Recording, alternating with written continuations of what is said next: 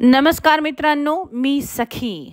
आपली अकोल्यातील भटकंती चालू आहे. सिद्धेश्वर मंदिरानंतर आपण निघालो आहोत गंगाधरेश्वर मंदिराकडे. चला तर. सिद्धेश्वर मंदिरापासून अतिशय जवळच गंगाधरेश्वर हे मंदिर आहे.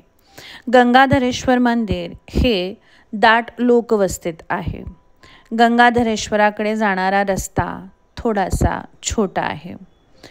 दाट लोकवस्तीत असणारं हे सुंदरसं मंदिर, याचं वैभव मंदिराजवळ गेल्याबरोबर आपल्या दृष्टिक्षेपात पडतं. अतिशय सुंदर छान नक्षीकाम असणारं गंगाधरेश्वर मंदिर, अकोले.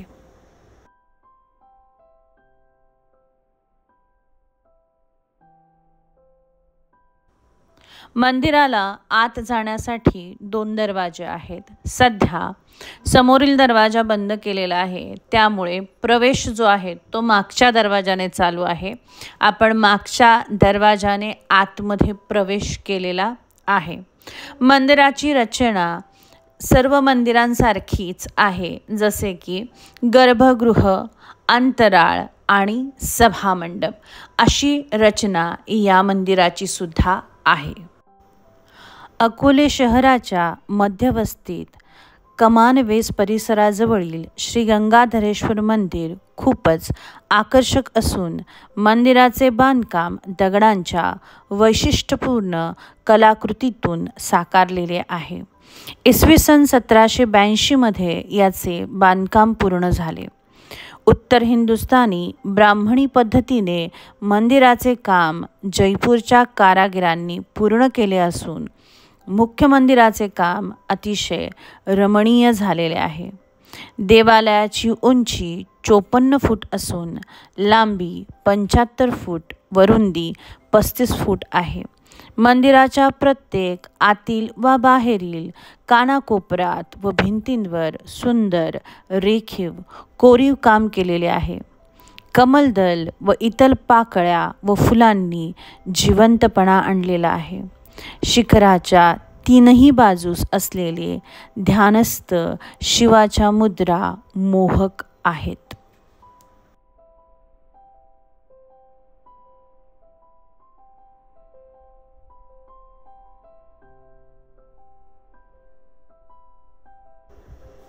मंदिराच्या आतमध्ये येण्यासाठीचा हा जुना रस्ता जेव्हा हा चालू असेल तेव्हा पायऱ्यांवरतून वर येऊन मंदिराच्या आतमध्ये प्रवेश घेता येत होता.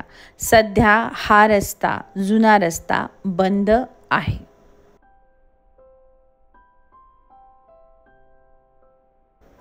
मंदिराचा सभामंडप व त्यातील खांब. या मंदिराची एक विशेषता आहे. या मंदिरातील जे खांब आहे, स्तंभ आहेत, ते स्तंभ 4 स्तंभ मिळून एक असे बनवण्यात आलेले आहे. त्यामुळे विचार करा, मंदिराची मजबूती जी आहे ती अतिशय चांगली आहे.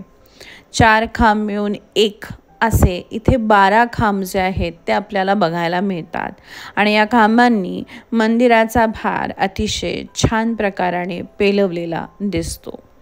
मंदिरामध्ये राजस्थानी कलाकुसरीचा जो भाग आहे तो आपल्याला प्रकर्षाने जाणवतो, कारण मंदिर जे आहे ते राजस्थानी धाटणीचं आहे किंवा राजस्थानच्या कामगारांनी बांधलेलं आहे. त्याचं संपूर्ण जे वर्णन आहे ते आपल्याला मंदिराला एका बाजूला लावलेल्या माहितीमध्ये वाचायला मिळतं. मंदिराचा संपूर्ण भाग जो आहे किंवा मंदिर जे आहे ते अतिशय स्वच्छ, त्याचा रखरखाव सुंदर आणि हे मंदिर बघताना अतिशय छान वाटतं.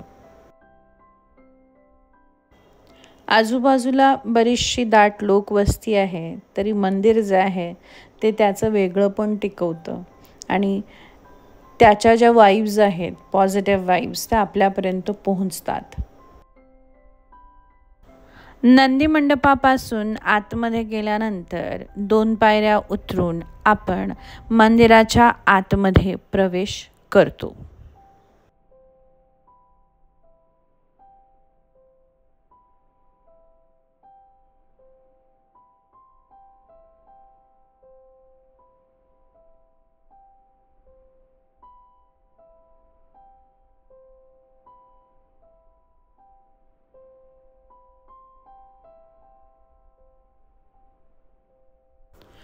मंदिराच्या आत प्रवेश केल्यानंतर आपल्याला अतिशय सुंदर अशा महादेवांच्या पिंडीचे दर्शन होते. महादेवांचे अतिशय मनोभावे आपण दर्शन घेतले आणि पूजा अर्चना केली.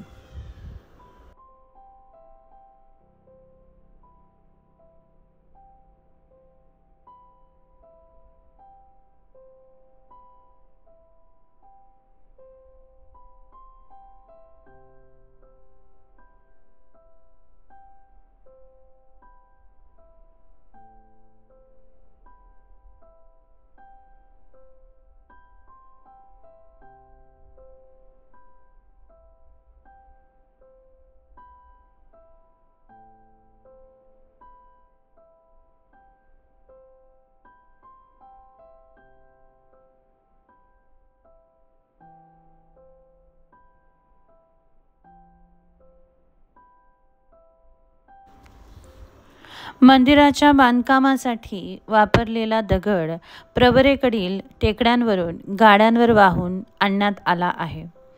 गंगाधरेश्वराचे देवालय विमान पद्धतीच्या वास्तुशास्त्राचा एक सुंदर नमुना आहे. शिल्पज्ञ जयपूर, उदयपूर, राजस्थानकडील होते, कारण श्री कृष्णाजी अंबादास पोतनीस इसवी सन 1768 ग्वाल्हेर मध्य प्रदेशच्या श्रीमंत महादजी शिंदे यांच्या समवेत राजपुताना स्वारीत सहभागी झाले होते. त्यामुळे राजस्थानकडील कलेचा परिचय त्यांना झाला होता. तो परिचय आपल्याला या मंदिरात सुद्धा झालेला दिसतो, किंवा या मंदिरात आपल्याला राजस्थानी किंवा राजपुताना कलेचा जो भाग आहे, जे स्थापत्य आहे, ते पाहायला मिळते. हे प्रशस्त व सुंदर श्री गंगाधरेश्वराचे मंदिर शके 1703 म्हणजे इसवी सन 1782 श्री कृष्णाजी अंबादास पोतनीस यांनी बांधले. राहिलेले बांधकाम त्यांचे चिरंजीव श्री अमृतराव कृष्णाजी पोतनीस यांनी पूर्ण केले. मंदिर प्रकल्पाचा अंदाजे खर्च 4 लाख रुपये इतका झाला. मंदिराच्या बांधकामाचा भर रेखीवपणा, सुबकता व भव्यतेवर देण्यात आलेला आहे. सभामंडपातील भरभक्कम कलापूर्ण जोडखांब व त्यांना जोडणाऱ्या जोडकमानी यांची रचना अद्वितीय अशीच आहे. मंदिराचा दर्जा चुन्यात सांधलेल्या नसून काही ठिकाणी लोखंडी पट्ट्यांचा वापर केलेला आहे. उत्तर हिंदुस्थानी व ब्राह्मणी अशा विविध रचनांचा संगम येथे आपल्याला पाहायला मिळतो. तिन्ही बाजूस शिखरावर ध्यानस्थ शिवाच्या मुद्रा मोहक आहे.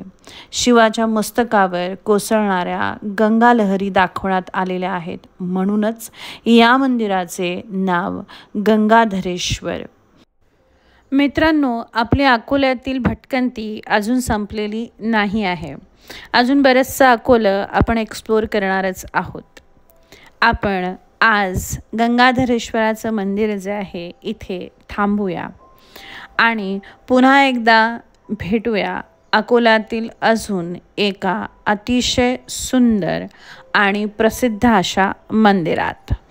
तुम्हाला आम्ही दिलेलं कंटेंट जे आहे ते जर आवडत असेल तर नक्की आम्हाला लाईक, सबस्क्राईब करा आणि बेल आयकॉन दाबायला विसरू नका, जेणेकरून आम्ही टाकलेले नवीन जे व्लॉग्स आहेत त्याचं नोटिफिकेशन तुम्हाला मिळेल. चला तर मग मित्रांनो, आज तुमची रजा घेतो. पुन्हा एकदा भेटूया नवीन सुंदरशा मंदिरामध्ये. मंदिर आमच्या जिव्हाळ्याचा विषय आहे आणि ऑफकोर्स तुमच्याही. त्यामुळेच आम्ही अशी सुंदर अतिशय विलक्षण मंदिरं घेत येऊन राहू. सोबत राहा मित्रांनो. पुन्हा एकदा भेटूया नवीन ब्लॉगमध्ये. तोपर्यंत आज तुम्हा सगळ्यांची रजा घेते. चलो, टाटा, बाय.